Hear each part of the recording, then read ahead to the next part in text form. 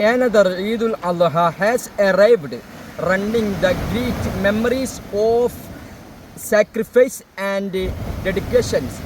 This is a reminder of the Prophet Ibrahim alayhi salam, his family, who valued God's commands and humanity more than their own desires.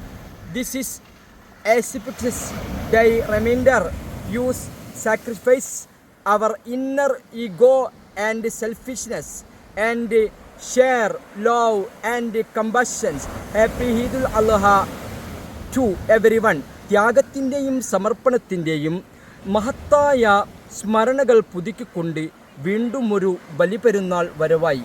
സ്വന്തം ഇഷ്ടങ്ങളെക്കാൾ ദൈവിക കൽപ്പനകൾക്കും മാനവികതയ്ക്കും വില നൽകിയ പ്രവാചകൻ ഇബ്രാഹിം നബി അലൈഹി സ്വലാമിൻ്റെയും കുടുംബത്തിൻ്റെയും ഓർമ്മപ്പെടുത്തലാണിത്.